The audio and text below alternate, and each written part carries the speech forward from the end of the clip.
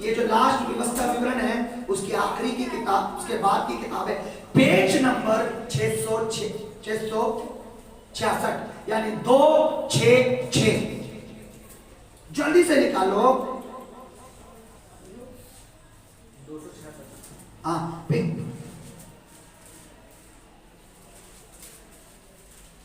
उसका 7 अध्याय निकालो, बस 7 अध्याय निकालो।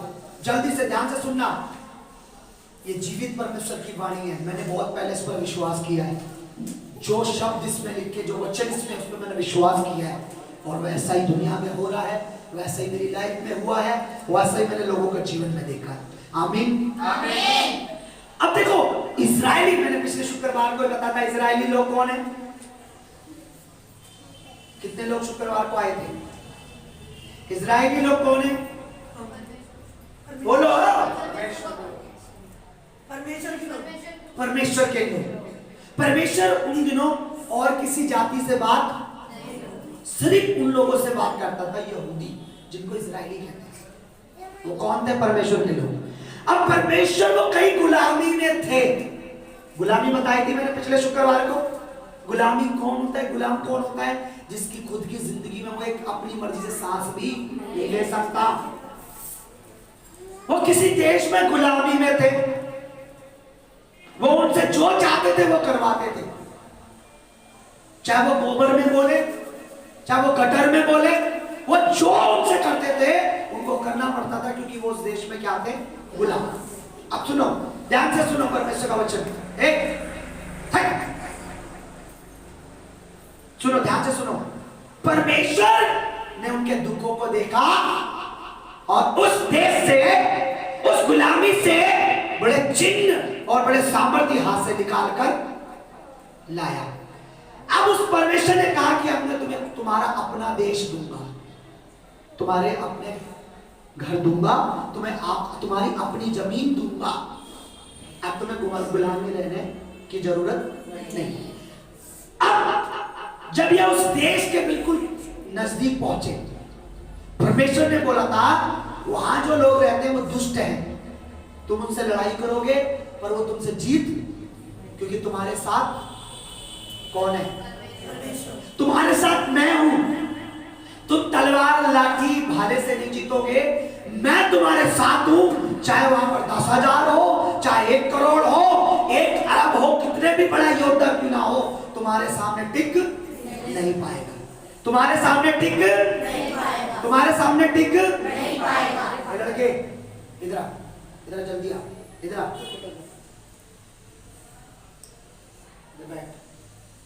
परमेश्वर के वचन को मत खराब कर। Hallelujah hallelujah hallelujah hallelujah. अब ये लोग उस देश के पास पहुंचे, नदी थी।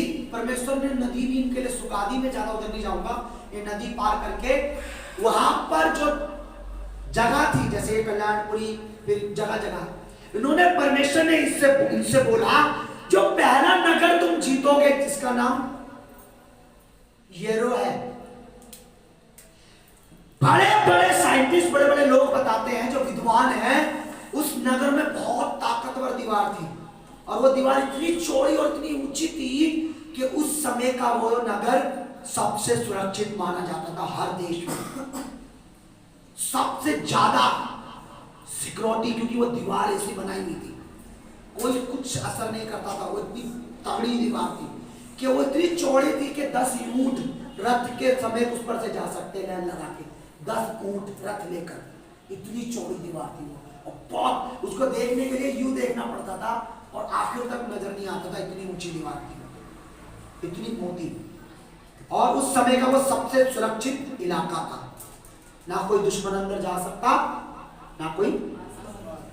अब सुनो, परमेश्वर ने बोला उस नगर को, पहला नगर था वो, जब तुम उस नगर में लड़ाई के लिए जाओगे, तुम्हें लड़ना नहीं है, बस 7 चक्कर काटना है। हर रोज एक, पहले 7 दिन तक तुम्हें चक्कर काटने हैं। जैसे ये समझ लो, पुलपिट है, समझ लो, ये मान लो इसके 4 चक्कर काटने, ये दीवार है, एक चक्कर हो गया, अब अपने घर में आ जाना। मतलब घर नहीं थे उस समय, वो तंबू बनाकर, उनके पास कुछ नहीं था, घर नहीं था, तंबू में आ गए। फिर दूसरे दिन भी तुम क्या करना, जैसे ये वो दीवार है, फिर दूसरे दिन भी चक्कर काटना पूरा, धन्यवाद करना, फिर अपने घर में आ जाना। ऐसे करते करते तुमने 7 दिन तक चक्कर काटना है और 7वें दिन 7 बार काटना है। 1 2 3 4 सिर्फ नरसिंह के फूकना और मेरी महिमा करना, वो दीवार पूरी गिर जाएगी। और ऐसा ही हो गया। पर परमेश्वर ने ये कहा था कि जो उस नगर की पहली लूट होगी, जो सोना चांदी जो कुछ होगा पहले नगर का, वो मुझे मेरा होगा। क्या होगा? मेरे पे ध्यान दो। वचन मत पढ़ना, पवित्र आत्मा के खिलाफ मत जाना, अपनी स्टडी मत करना, भी वचन में मत ध्यान देना। लोग अगर तुम इस तरीके से चालाकी से करोगे, आप कभी परमेश्वर की आत्मा से नहीं सीख पाओगे। लेकिन जब परमेश्वर आत्मा सिखाता है, वो वचन में भी वो बातें इतनी तरीके से नहीं समझ आएगी जब परमेश्वर आत्मा समझाता है। उस नगर में जब तुम लड़ाई के लिए जाओगे, तुम्हें लड़ाई नहीं करनी, तुम चक्कर लगाना, वो तुम्हारे आगे दीवार गिर जाएगी, फिर अंदर जाना, जो उधर के होंगे उन्हें मारना। उस नगर की जो लूट होगी पहली, वो मेरी होगी। किसकी होगी? उसमें से एक धागा, एक सूत भी, एक इतना सा भी तुम अपने पास नहीं रखना। ठीक है? नहीं रखना। अब इन्होंने क्या करा? गए, नगर जीता। वाह, कितने लोग? आप सुनो,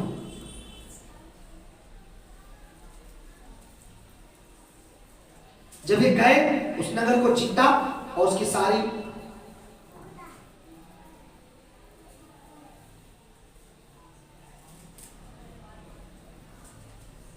पढ़ो 6 का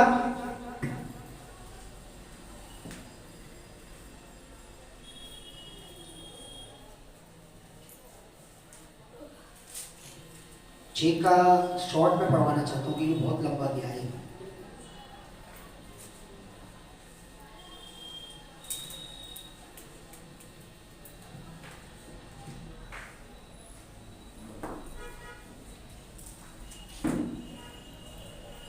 हाँ, 17 से पढ़ो, 6 का 17 पढ़ो।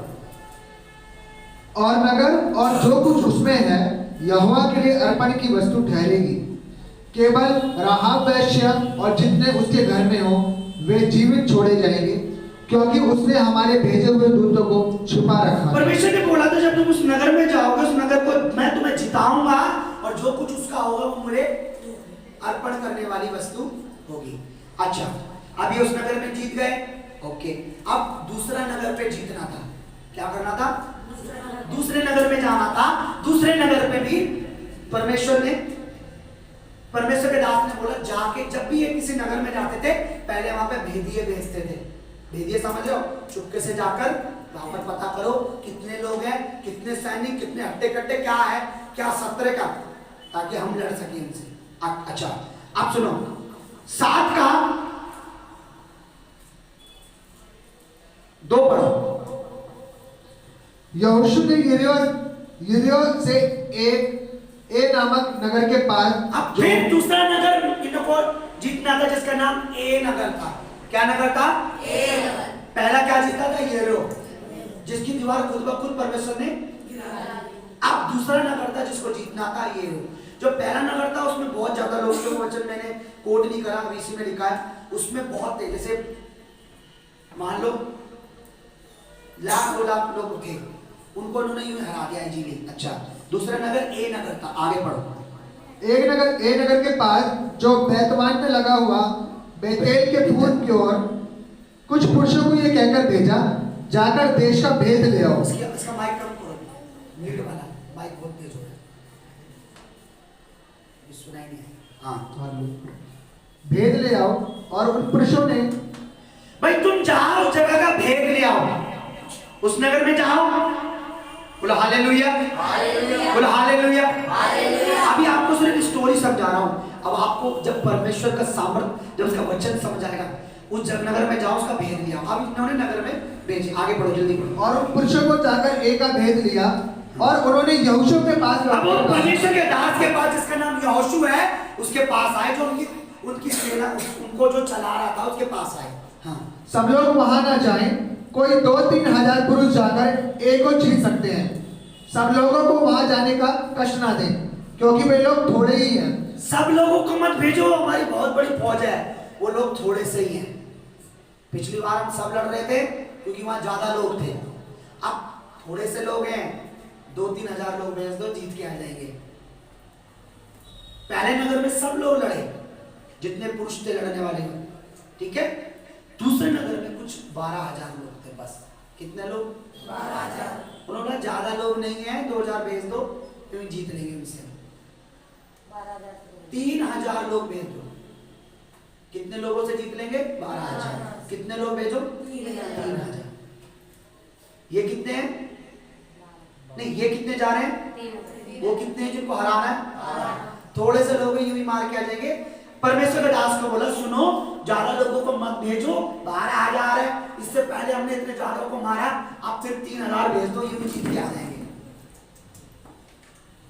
मुझे पता है कि अंधकार नहीं चाहता कि परमेश्वर का बीज उनके कानों में जाए। ध्यान से सुनो, कितने लोगों को मारना है? 12। हम कितने भेजे? 3,000। यूं ही जीत जाएंगे जी, यूं जीत जाएंगे। अच्छा, आगे बढ़ो। इसलिए कोई 3,000 पुरुष वहां गए, परंतु एक के रहने वालों के सामने से भाग आए। तब एक के रहने वालों ने उनमें से कोई 36 पुरुष मार डाले। जब वहां लड़ने गए तो इन्हें भागना पड़ा। अरे भागो भैया, ये जीत नहीं पाए उनसे। कितने लोग थे वो? 12,000। ये कितने थे? 3,000। ये जीत नहीं पाए। इन्होंने सोचा 3,000 ही भेज दो। क्या लिखा है? ज्यादा नहीं है, कितने लोग हैं वो, उनको भेज दो। 3,000 पुरुष भेज दो, जीत लेंगे आराम से, क्योंकि वो थोड़े से लोग हैं। लिखा, इसलिए कोई 3,000 पुरुष वहां गए, ए नगर में लड़ने के लिए गए, और उन्हें पीठ दिखाकर भागना पड़ा। ऐसा कैसे हो गया? इन्हें लेकर कौन आ रहा था? इन्हें लेकर कौन आ रहा था? इनके साथ कौन था? इससे पहला नगर किसने जिताया था? बोलो। इनको लेकर कौन आया था? इनको लेकर कौन जा रहा है? उस नगर में कौन लाया? इससे पहले नगर किसने जिताया? इस नगर को भी लेने के लिए किसने कहा था? पर ये कैसे हार गए? 36 आदमी इनके मार दिए उन्होंने, और इनको भागना पड़ा। कैसे हो गया? अभी पहले तो ये बड़े आराम से जीत लिए, अब उसी देश में दूसरा नगर जीत रहा था, तो इनको भागना पड़ा पीठ दिखाकर। अब सुनो, आगे पढ़ो। 36 पुरुष मार डाले और अपने फाटकों से शबारीम तक उनका पीछा करके उतराई में उनको मारते गए। माइक नीचे कर रहे लड़के। तब लोगों का मन पिघलकर, माइक नीचे करने का फायदा क्या? पर तुम मुंह भी नीचे ही ला रहे। दूर रख, अपने माइक का डिस्टेंस बनाना सीख। हाँ बोल। तब लोगों का मन पिघलकर जलसा बन गया। अब इन लोगों का मन पिघल गया। अरे भाई, उस और भी नगर है, उनके लोग सुनेंगे, बोलेंगे इतने से छोटे से हार गया, हमसे लड़ने आ गया भी। ये डर गए, ये कैसे हो गया? जो प्रभु का दास था उसको पता लगा। लिखा 6 अध्याय में, तब यहोशू ने अपने वस्त्र फाड़े, परमेश्वर के दास ने अपने कपड़े फाड़े, और परमेश्वर के भवन के सामने मुंह के बल गिरकर पट्टी में लेट गया, राख में पड़ गया। उसके साथ और भी प्रभु के जो याजक थे सब मुंह के बल गिर गए और कहने लगे कि परमेश्वर, तूने तो हमें बोला था कि तुम्हारे सामने कोई टिकेगा नहीं, तूने हमें बोला था मैं जिताऊंगा। ये क्या हुआ? हमारे लोग वहां से भाग के आए, हमारे 36 लोग मर गए। वो तो बहुत थोड़े से लोग थे, ऐसा कैसे हो गया? आगे पढ़ो, 6 से पढ़ो। तब यहोशू ने अपने वस्त्र फाड़े और वे इस्राएली वृद्ध लोग यहोवा के बुजुर्ग लोगों के साथ संदूक के सामने मुंह के बल गिरकर पृथ्वी पर सांझ तक पड़े रहे। शाम तक पृथ्वी पर परमेश्वर के सामने मंदिर में परमेश्वर भवन में मुंह के बल पड़े रहे। आगे, और उन्होंने अपने सिर पर धूल डाली। और यहोशू ने कहा, हाय प्रभु यहोवा, तू अपनी प्रजा को यरदन पार क्यों ले आया? क्या हमें अमोरियों के वश में करके नष्ट करने के लिए आया है? भला होता कि हम तो संतोष करके यरदन के उस पार रह जाते। हाय प्रभु, मैं क्या कहूँ जब इस्राएलियों ने अपने शत्रुओं को पीठ दिखाई है, क्योंकि कनानी वरन इस देश के सब निवासी यह सुनकर हमको घोर ले गए और घेर लेंगे और तो सुने, दूसरे सुनेंगे। अब हमें क्या करेंगे? वो के तो थोड़ों से ही पिटकर भाग गए। इनके साथ कौन था? कौन लेके आ रहा था? किसने बोला था तुम उस नगर को जीत? पर ये क्यों नहीं जीते? आज आगे चलो, आगे चलो। क्योंकि कनानी वरन इस देश के सब निवासी यह सुनकर हमको घेर लेंगे और हमारा नाम पृथ्वी पर से मिटा डालेंगे, फिर तू अपने बड़े नाम के लिए क्या करेगा? यहोवा ने यहोशू से कहा, उठ खड़ा हो जा। अब परमेश्वर ने अपने दास से बात करी, खड़ा हो। तू क्यों निराश है? खड़ा हो, खड़ा हो जा। किसने बात करी? किससे बात करी? अपने दास से। ये वो रो रहा था दास की, लोग क्यों हार गए? इतने छोटे से क्यों हार गए? उतनी बड़ी फौज से हम हारे नहीं, या थोड़े से लोग थे इनसे हम क्यों हार गए? परमेश्वर ने अपने दास को बोला, खड़ा हो। इन लोगों के लिए क्यों अफसोस कर रहा है? खड़ा हो, आगे बढ़ो। तू क्यों इस भांति मुंह के बल पृथ्वी पर पड़ा है? इस्राएलियों ने पाप किया है और जो वाचा मैंने उनसे अपने साथ बंधाई थी उसको उन्होंने तोड़ दिया है। इस्राएलियों ने क्या किया है? पाप किया। चाय बनवानी पड़ेगी। क्या किया है इन्होंने? पाप किया है। इस्राएलियों ने क्या किया है? पाप किया है। क्या किया है? पाप किया है। पाप केवल गाली देना, झूठ बोलना पाप नहीं है। आप आगे आगे बढ़ो। क्या पाप किया है? उन्होंने अर्पण की वस्तुओं में से ले लिया। सुनो, जो अर्पण की वस्तु है, सिस्टर थोड़ा ना मैं तुम्हें दोनों बच्चों पे ध्यान कर दूं, क्योंकि मैं देख रहा हूं परमेश्वर आत्मा यहाँ काम कर रहा है। अर्पण जो करने वाली वस्तु है उसमें से अपने पास रखा। जब पहला नगर इनको जीतना था, परमेश्वर ने बोला था जो कुछ उसमें होगा, जो कुछ लूट होगी, सोना चांदी भेड़ बकरी, वो पहले नगर की किसकी होगी? मेरी होगी। क्या होगी? मेरी होगी। ऐसे ही तो दुष्ट काम करता है सडनली। बच्चे बच्चे, इसीलिए तो खामरा चर्च मुझे बहुत अच्छा लगता है। बच्चे वाले पीछे बिल्कुल जाओ, तुम्हें कुछ लेना देना ही नहीं वचन से। अपने बच्चों को संभालो। जो वचन तुम्हें और तुम्हारे परिवार, तुम्हारे बच्चों का भविष्य बना सकता है, उस पर ध्यान मत दो। शैतान ये चाह रहा है, मत ध्यान दो। इन्होंने क्या करा? पाप किया है। जो अर्पण की वस्तु अपने पास रखी उन्होंने। आगे पढ़ो। उन्होंने अर्पण की वस्तुओं में से ले लिया, वरन चोरी भी की और छल करके उसको अपने सामान में रख लिया। अरे इन्होंने कुछ गलत किया है, तभी ये हारे हैं। प्रभु ने हमने 6 वचन में पढ़ा था, 17 उसमें लिखा है, और नगर में जो कुछ उसमें है यहोवा के लिए अर्पण करना। पहले नगर में जब ये पहले नगर में लड़ने गए तो एक दुष्ट व्यक्ति, अकान, बुद्धि खराब, उसकी मत खराब हो गई। उसने क्या करा? जब लड़ रहे थे सब लोग, तो जो अर्पण की वस्तु थी उसको एक महंगी ड्रेस मिली, सोने से जड़ी हुई, वो सोने से बुनी हुई थी, और उसको चांदी मिली और सोने की ईंट मिली। उसने क्या करा? अपने पास ले जाकर अपनी औरत को दिया और उसने मिट्टी में किसी को ना पता लगे। जब नगर में हमें अपना अपना घर मिलेगा, उसमें काम आएंगे, आगे देख मरे से करेंगे। पर सब जो बाकी थे उन्होंने क्या करा? जिनको जो भी मिला उन्होंने परमेश्वर के भवन में अर्पण कर दिया कि ये हमारा नहीं है भाई, ये परमेश्वर ने कहा जो तुम्हें पहला नगर जीतोगे उसका जो कुछ होगा सब मेरा होगा। पर एक ने क्या करा? आप सुनो क्या है, 19 पढ़ो क्योंकि ज्यादा टाइम नहीं है। परमेश्वर ने उसको प्रकट करा, चिट्ठी डालना, देखो उसका नाम मैं तुम्हारे सामने लाऊंगा, जिसने अर्पण करने वाली वस्तु को भी रख लिया है, वो तुम्हारे सामने है। अब वो व्यक्ति सामने आ गया। इसका 19 पढ़ो। तब यहोशू आकान से कहने लगा, यहोशू ने आकान से कहा, हे मेरे बेटे, इस्राएल के परमेश्वर यहोवा का परमेश्वर के सामने खड़ा होकर यहोवा का आदर कर, परमेश्वर का आदर कर, और उसके आगे अंगीकार कर, उसके आगे अंगीकार कर, और जो कुछ तूने किया है, जो तूने किया है वह मुझको बता दे, मुझे बता दे। और परमेश्वर ने अपने दास को बताया, वो बंदा है तुम्हारी पूरी मंडली में कितने लोग थे पता है? वो लोग परमेश्वर के जो खोजी है वो बताते हैं वो 20-22 लाख से ज्यादा लोग थे। 22 लाख लोगों में से सबने नहीं करा, पर एक ने करा। अब भुगतना किसको पड़ा? क्या करा उसने? हाँ पूछो, सुनो, अंगीकार कर, परमेश्वर का आदर कर, और जो कुछ तूने किया है वो मुझको बता दे और मुझसे मत छुपा। परमेश्वर के दास ने कहा। आगे, आकान ने यहोशू को उत्तर दिया, आकान ने परमेश्वर के दास को यहोशू को बताया, सचमुच मैंने इस्राएल के परमेश्वर यहोवा के विरुद्ध पाप किया है। मैंने सच में परमेश्वर के विरुद्ध में पाप किया है।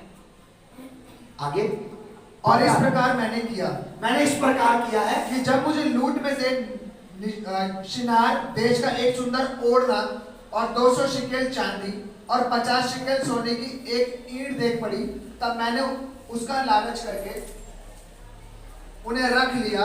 वे मेरे डेरे के भीतर भूमि में गड़े हैं और सबके नीचे चांदी है। तुम लगातार बाइबल पढ़ा करो। तो मैं एक चीज बताता हूँ, अपनी स्टडी अच्छी करो, बाइबल पढ़ो। कट कट कट कट कर वही करते हैं जो बाइबल साल में एक बार उठाते हैं। लगातार स्टडी करो, शुरू से स्टार्ट करो पूरी चीजें। बोलो हालेलुया। जब मैं वहां था, मेरे मन में लालच आ गया और मैंने जो अर्पण करने वाली, परमेश्वर ने बोला था उसमें जो भी लूट होगी पहले नगर की, बस बाकी तो कितने नगर है उसकी तुम रखना, पर पहले नगर की जो कुछ होगा मुझे अर्पण, मुझे चढ़ा देना। पर सब में से एक निकला जिसको ईंट मिली सोने की, चांदी मिली और एक सोने का कपड़ा चढ़ा हुआ मिला। उसने लेकर अपनी ओर गाड़ दे, वहां काम आएंगे। परमेश्वर कौन तो देख रहा नहीं है, पर देखने वाला परमेश्वर उनके साथ चल रहा था। मौजज़े करने वाला, गवाहियां थी उनकी कि परमेश्वर ने यरदन नदी को सुखाया। जो लोग गवाही देने के बाद परमेश्वर के साथ धोखा करते हैं, जिनके जीवन में खुद गवाही होती है कि प्रभु ने मेरे साथ ऐसा किया है, उनको अलर्ट होना चाहिए कि वो देखने, सुनने, बोलने वाला परमेश्वर है। उसके साथ गद्दारी करके आप कभी फलवंत नहीं हो सकते, कभी भी।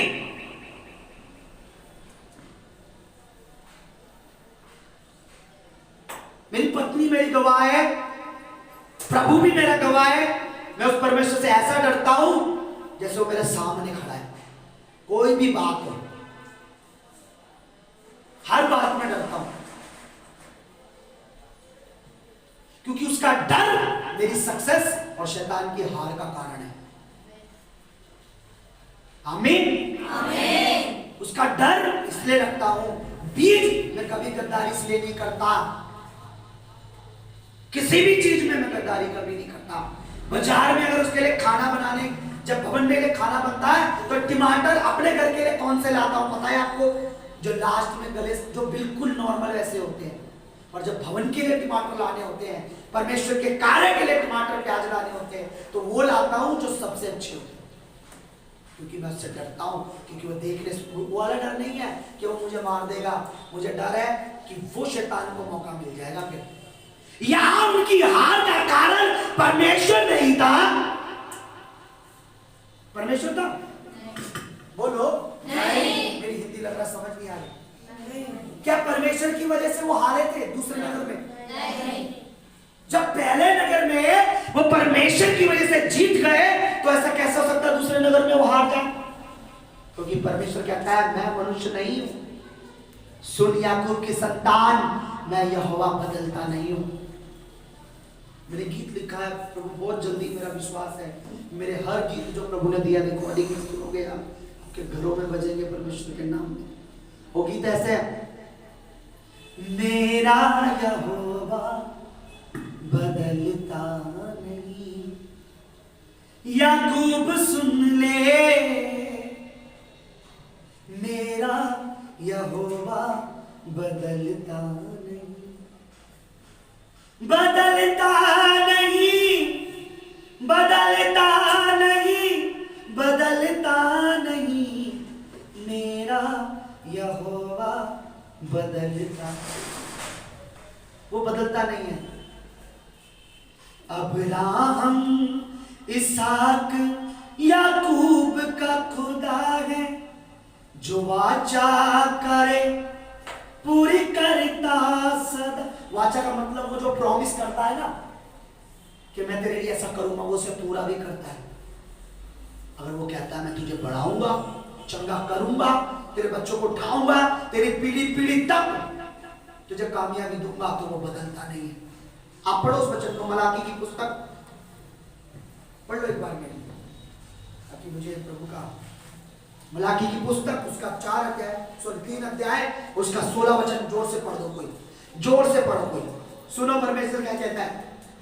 आंखों वाला, देखने वाला, सुनने वाला, आशीषित करने वाला, चंगा करने वाला, बढ़ाने वाला, छुड़ाने वाला, हमें चलाने वाला, खिलाने वाला, उड़ाने वाला जीवित परमेश्वर प्रभु क्या कहता है। सुनो यहां पर 3:6 जोर से पढ़ो जल्दी। क्योंकि मैं यहोवा बदलता नहीं, इसी कारण हे याकूब की संतान तुम नष्ट नहीं हुए। हालेलुया। परमेश्वर कहता है मैं बदलता नहीं हूं, मैं बदलता नहीं हूं, पर तुम अपने आप को चेक करो कि तुम बदल जाते हो। इसलिए तुम्हारी आशीष 2 दिन 4 दिन की होती है, बरकत 2 दिन की होती है, चंगाई 2 दिन की होती है, क्योंकि तुम परमेश्वर के सामने बोलकर बदल जाते हो, बदल जाते हो, तुम चेंज हो जाते हो। ऐसे कि मैं तो यीशु कौन, यीशु मसीह, अरे वो जिसने तुझे चंगा, तू तो कहती थी अरे हम नहीं जानते, हम तो अपने गुरु, हम तो अपने देवता, हम तो अपने, ऐसे बदल जाते हो। इसी समय फिर शैतान को मौका मिल जाता है, यही टाइम शैतान को मौका मिल जाता है, यही टाइम बीमारियों को मौका मिल जाता है कि ये टाइम है, अब ये बदल चुका है, मैं काम कर सकती हूँ उसके जीवन। फिर से वो रिटर्न आती है घूम के बीमारियां, फिर से वो परेशानियां रिटर्न आती है और पहले से दुगनी बर्बादी होती है। समझ रहे हो आप कि हमारा परमेश्वर बदलता नहीं है, परमेश्वर कभी बदलता नहीं है। लिखा है आकान ने अपने पाप को माना और उसको सजा मिली। आज शुक्र है कि परमेश्वर ऐसी सजा नहीं देता है, उसका पूरा घराना मार दिया गया कि तेरी वजह से इतने लोगों का परिवार उजड़ गया। 36 बेटियां विधवा हो गई, बच्चे अनाथ हो गए, कितने लोग मर गए थे एक छोटे से लालच की वजह से, एक छोटे से लालच की वजह से, एक छोटे से लालच की। जो अर्पण किया है उस पर हमारा कोई अधिकार। इसलिए मैं कहता हूं देखो जो दशवांश है आप दो मत दो। पहली बात तो आप दो ही मत, आप मत दो, पर उम्मीद भी मत रखो कि फाइनेंशियली कि जो बीमारियों पे पैसा जा रहा है वो तुम्हारा बंद हो जाए, वो भी उम्मीद मत रखो। फिर उन्हीं बीमारियों में भवन में आते रहो। फिर प्रभु की सामर्थ मत मांगो कि वो बीमारियां जाएं, वो परेशानियां जाएं, आते रहो भवन में, वचन सुनते रहो। पर अगर तुम परमेश्वर के राज्य में जो अर्पण, वो जो दशवांश है वो अर्पण कर रहे, प्रभु कहता है अपनी कमाई का पहला हिस्सा हमेशा मेरा है। प्रभु ने कहा जो नगर पहला तुम लोगे उसमें जो कुछ होगा पहला मेरा होगा, उसके बाद तुम रखना।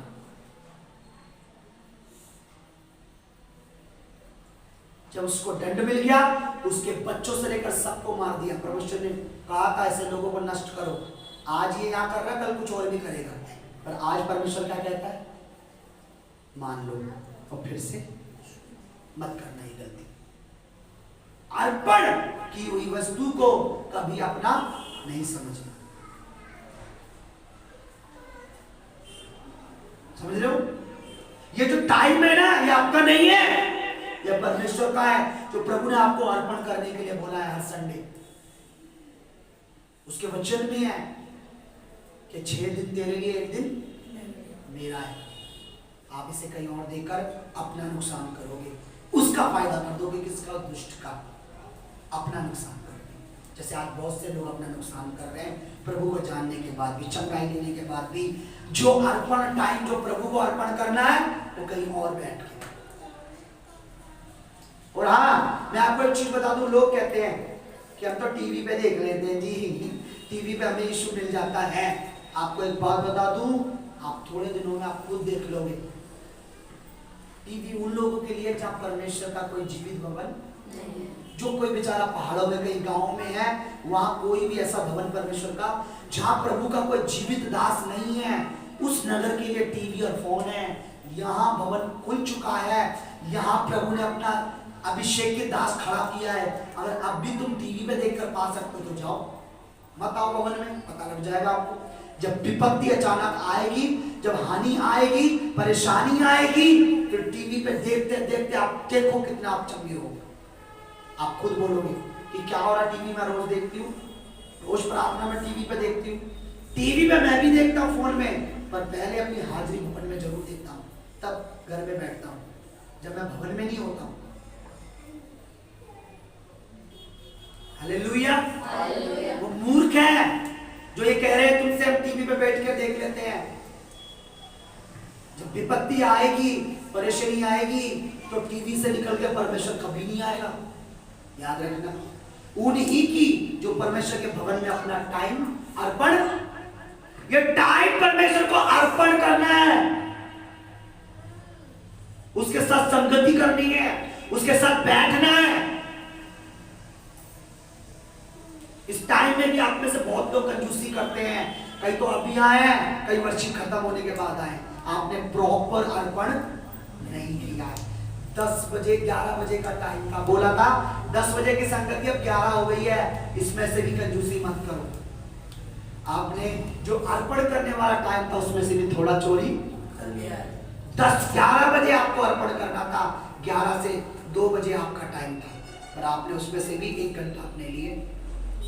आप 8 बजे भी उठ सकते हो, दिन 7 बजे भी उठ सकते हो, कोई घटी थोड़ी ना हो जाएगी, पर फिर भी आपने आधी वर्षिप में आकर उस टाइम में से चोरी कर लिया। ये टाइम आपका नहीं है,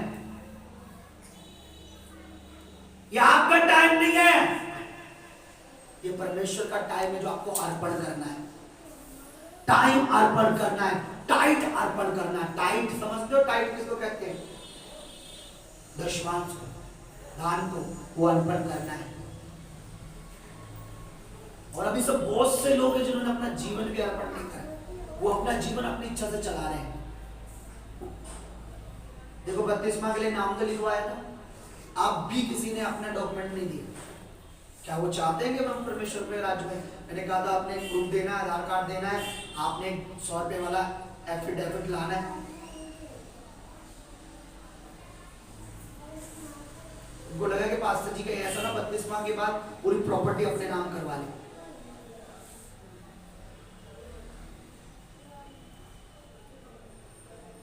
बत्तीसवां है कि स्वर्ग के राज्य की आशीषें आपको मिले, उसके घर के जब बेटा बेटी आप मिल बन जाते हो, वो आपको मिले। आप यहां से भी जब जाओ वहां पर भी आपके लिए हो, और यहां भी आपके लिए परमेश्वर करे। आपको ये ना सोचे मेरे पे तो ऑलरेडी इतना पैसा है तो मुझे 32वां क्या क्या जोड़ते हैं। वो हवा है, 1 मिनट में वो पैसा कब कहां काम नहीं आएगा।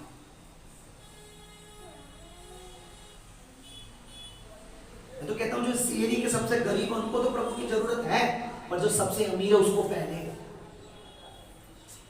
क्योंकि जिस चीज पर वो अपना विश्वास रख के बैठा है वो कागज कभी काम नहीं आते किसी की।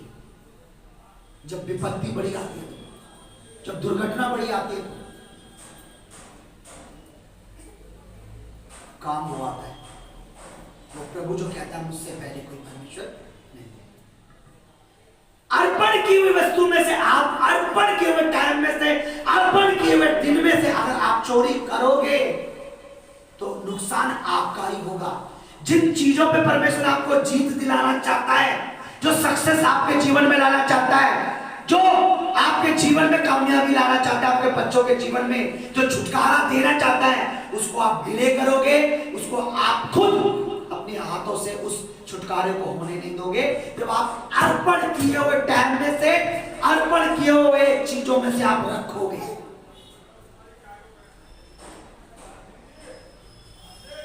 अर्पण वो तो देने में पक्का है। उन्होंने ए नगर इसलिए नहीं हारे कि वहां लोग थोड़े से और वो ताकतवर थे। किस लिए हारे? प्रभु ने क्या बोला? परमेश्वर ने क्या बोला? जो पहला नगर था उसमें से मैंने कहा था कुछ भी तुम मत रखना, वो मेरे लिए अर्पण करना। पर इनमें से उनमें से एक ने क्या करा? अरे एक ही नगर की तो मांगी थी, बाकी आगे तो 20-25 नगर थे, उसका तो सारा सामान तुम्हारा था। आगे देखो 8 पढ़ो, 8 का 1 पढ़ो। अब जब वो गलती माफ हो गई उसके बाद आगे पढ़ो। तब यहोवा ने यहोशू से कहा, मत डर और तेरा मन कच्चा ना हो, कमर बांधकर सब योद्धाओं को साथ ले और ए पर चढ़ाई कर। सुन, मैंने एक राजा को उसकी प्रजा और उसके नगर और देश समेत तेरे वश में किया है। अब फिर से जा। अब उसको तो मार दिया, उसको हटा दिया जो लालची था, वो खत्म हो गया उसका पूरा परिवार तक। प्रभु ने बोला अब आप दोबारा से उस नगर में जाओ। और दिखा जब ये दोबारा गए, अब वो पीठ दिखा दिखा के भागे। क्यों क्यों अब क्यों हार गए? अब क्यों हार गए? लोगों को पता नहीं है। एक बीमारी को आप अपने शरीर में सालों रख सकते हो, अगर आप अपने आप को अर्पण नहीं करोगे, अगर आप अपने टाइम को अर्पण नहीं करोगे। एक सक्सेस को आप, जो तुम्हें कुछ 6 महीने में 2 महीने में मिलने वाली है, उसको आप 10 साल डिले कर सकते हो, जब आप अर्पण की चीजों में से छोटे बनोगे, चोर बनोगे। एक पोस्ट आपके लिए प्रभु ने रखी है और आप अर्पण की वस्तुओं में से चोरी कर रहे हो, वो पोस्ट वहीं रहेगी। वो पोस्ट आपको 6 साल बाद मिले या 10 साल बाद मिले, पर आपकी वजह से वो जो 2 महीने में होने वाला है वो 6 साल में बदल जाएगा, क्योंकि आप अर्पण करने में, अर्पण की वस्तुओं में से आप अभी भी प्रभु के सामने सही नहीं।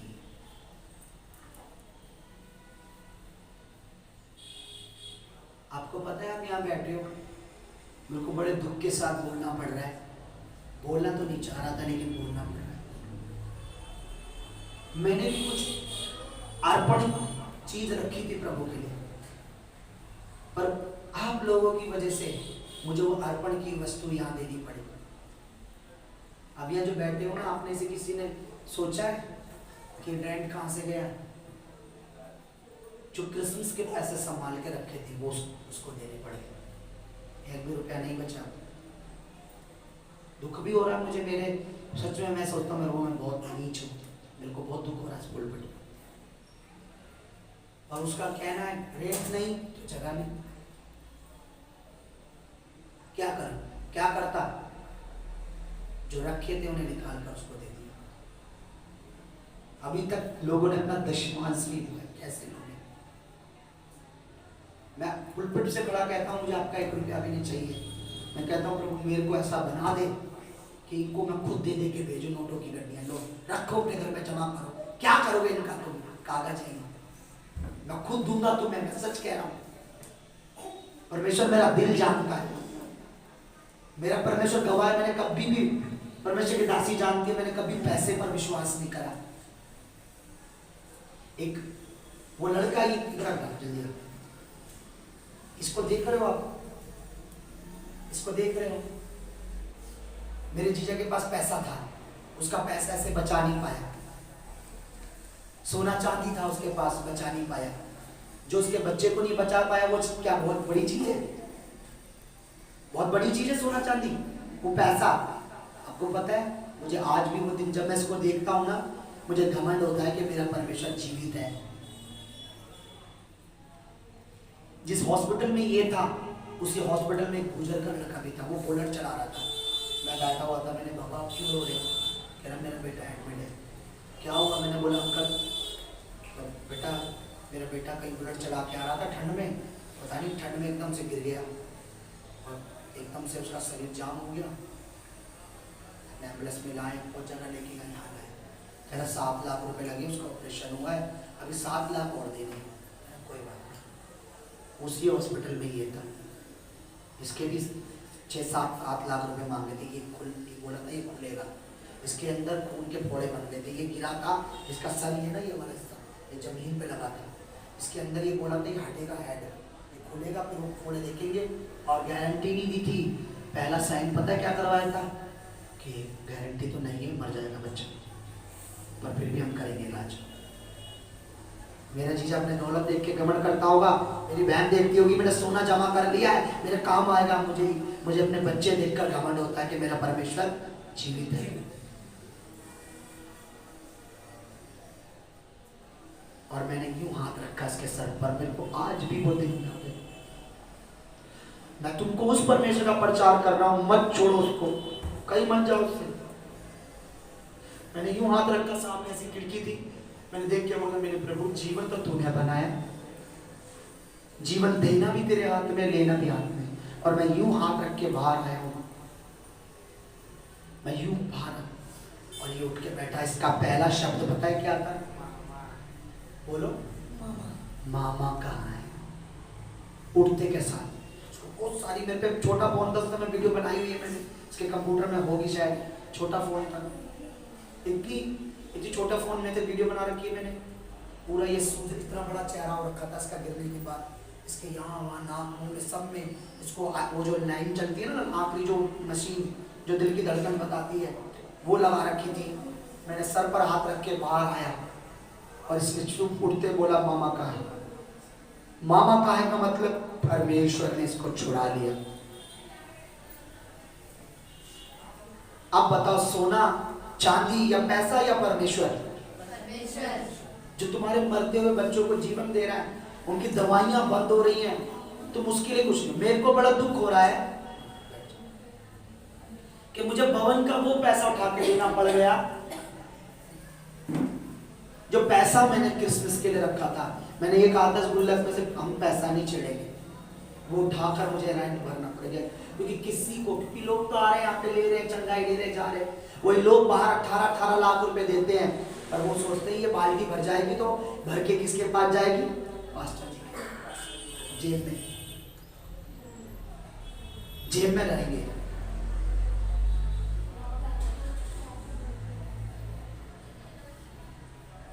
अकान को क्या मिला? मौत। फायदा हुआ उसका ईंट रखने का। और अगर ईमानदार रहता तो जब वो देश जो जीता था उसके बाद भी तो लूट मिलनी थी। अब सुनो, इस पर पढ़ो, उसके बाद क्या कहा कर परमेश्वर ने, आगे पढ़ो 2 8 का 2। और जैसा तूने यरीहो और उसके राजा से किया वैसा ही ए और उसके राजा के साथ भी करना। केवल तुम पशुओं समेत उसकी लूट तो अपने लिए ले सकोगे। बस आप परमेश्वर ने बोला पशु समेत जो उसकी लूट अब तुम अपने लिए ले सकोगे। एक ही नगर की तो देनी थी, बाकी नगरों की तो अब तुम एक ही तो बार दशमांश देते हो महीने का। महीने में क्या पता परमेश्वर 10 बार तुम्हारे लिए कहीं रास्ते खोले। एक ही बार तो संडे को आते हो, हफ्ते में 4 दिन बोते हो आप, 4 शुक्रवार 4 संडे बस। और हम तो गले सड़े बड़े नोट भी चलाते हैं, पूछो ऐसे डाल के जाते हैं।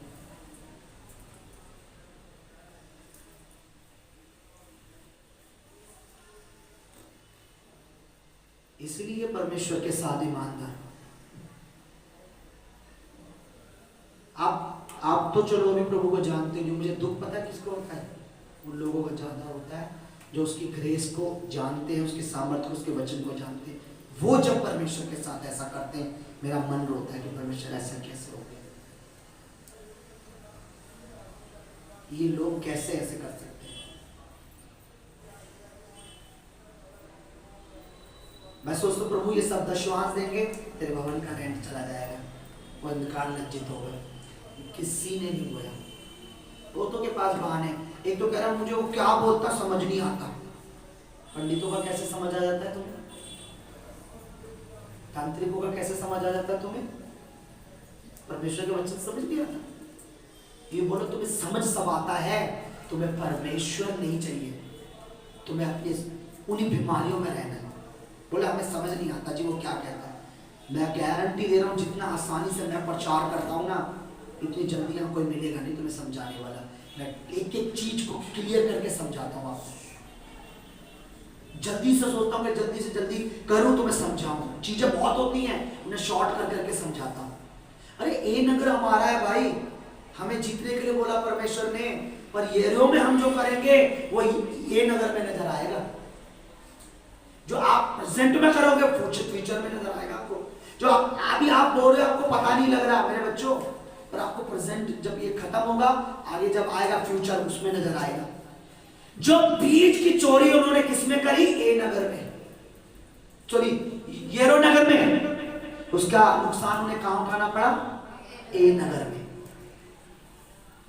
ए नगर में प्रभु ने क्या बोला कि इन्होंने अर्पण की वस्तु में से चोरी की।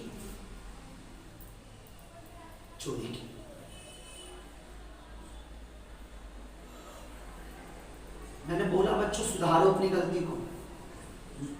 जो तुमने पिछले महीने नहीं करा, कोई बात नहीं, उसका इस महीने बोल दो कि प्रभु उस समय मेरे से गलती हो गई, ये पिछले महीने का नहीं, इस महीने का नहीं, तू रख, मुझे विश्वास है तेरे पर, मुझे नहीं चाहिए ये पैसा, मुझे तू चाहिए। बोलो हालेलुया, हालेलुया, बोलो हालेलुया। हालेलुया। इसलिए ए नगर को अगर जीतना है, अगर शैतान से जीतना है, दुष्ट आत्माओं से जीतना है, उन नशों से, बीमारियों से, जो घरों में, परिवारों में, जीवनों में उन दुष्ट आत्माओं से जीतना है, तो आपको यरीहो में वफादार रहना है, तभी आप ए नगर जीत पाओगे। आप इस महीने वफादार रहोगे, तभी अगले महीने जीत पाओगे। आपने अपना दशवांश, अपना दान, अपना टाइम, अपना मन, अपना सब कुछ प्रभु को अर्पण करना है। अर्पण की वस्तु में से कभी भी अपने पास मत रखो। ये कोई बहुत लोग ये तो स्टोरी है, जस्ट या तो बाइबल की बहुत साल पुरानी स्टोरी है, यू नो, उससे होंगे यहाँ पे बहुत अच्छे, but this is not a story, ये रियलिटी है, ये सच्चाई है। आज भी बहुत से हैं जो यरीहो में तो जीतते हैं, पर यरीहो में से चुरा लेते हैं, पर ए में हार जाते हैं। हम लोग हारने के लिए नहीं है, उसके नाम का अर्थ ही जीत है।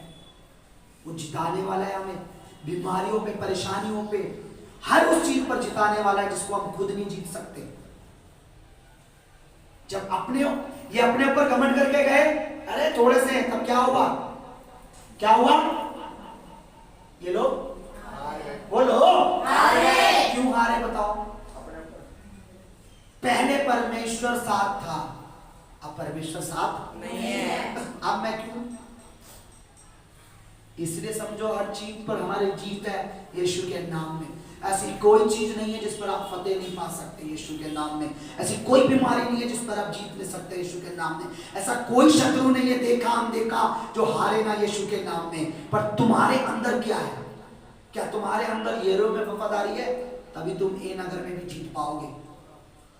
और बाइबल में लिखा है इसके बाद वो किसी नगर में नहीं हारे।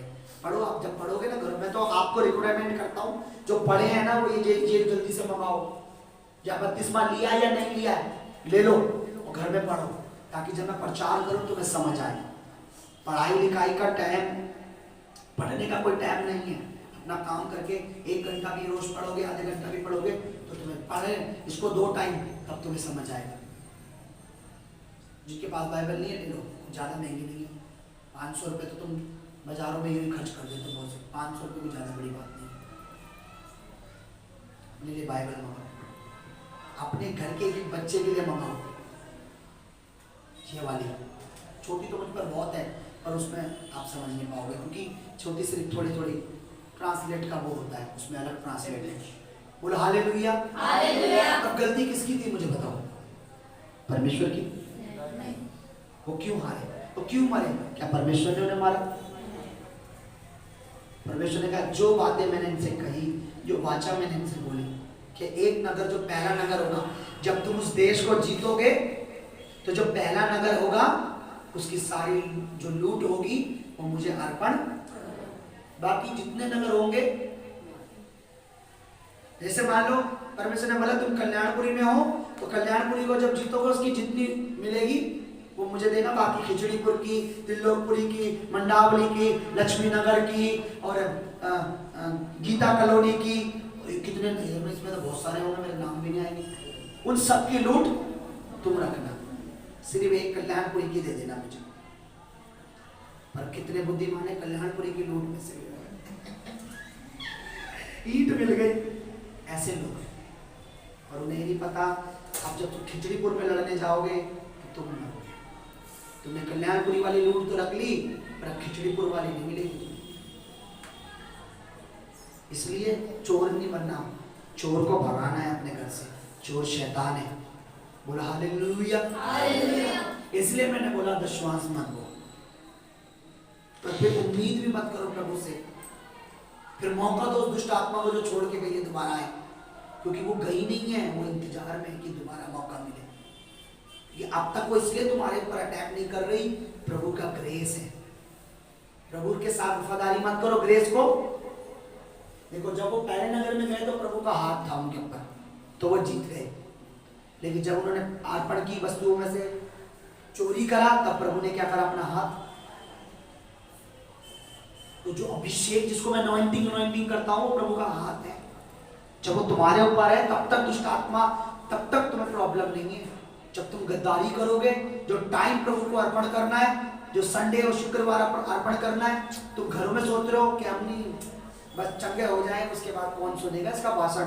कोई बात नहीं, चंगे होकर घर बैठ जाओ। अभी प्रभु का हाथ है, फिर वो हट जाएगा, फिर आपको खुद पता लग जाएगा। क्योंकि मैं भी एक बार प्रभु को छोड़ के देख चुका हूँ, फिर दोबारा आया। मेरी पूरी गवाही पता नहीं है आपको। छोड़ चुका था मैं प्रभु को। मैं कहता था क्रिश्चियन लोग लालची, ये तो मसीह लोग लालची हैं, पैसा कमाने के लिए करते हैं। मैं खुद कहता था, छोड़ चुका था मैं। 5 साल बाद फिर आया प्रभु में, और उस दिन के बाद कान पकड़ लिया, नहीं छोड़ूंगा। इसलिए कह रहा हूँ, कोई बात नहीं, आप बुद्धिमान हो, बुद्धिमान बनो, घर बैठ जाओ। और याद रखना, येरो में तो तुम जीत गए, बीमारी तो चली गई, दुष्ट आत्मा तो चली गई, पर ए नगर में क्या करोगे, अगली बार क्या करोगे? वहां तो तुम्हें वो दुष्ट आत्मा हराएगी, फिर अटैक होगा, फिर क्या करोगे? अब तो प्रभु का हाथ भी नहीं है, भवन में आए नहीं हो, भवन को छोड़ दिया है, टीवी पे देख रहे हैं, ठीक है जी, बोला हालेलुया। हालेलुया। कितने लोग समझे वचन? परमेश्वर हमें हराना, हम खुद हारते हैं। जो टाइम अर्पण किया हुआ है, अर्पण नहीं करोगे, हारोगे। मैं तो अपना सब कुछ बोल रहा हूं प्रभु में। मैंने तो चाहे क्रिसमस देखा जाएगा, मने ना मने, पर परमेश्वर का काम तो चले। लोग नहीं, मुझे पता है कि लोग कैसे हैं।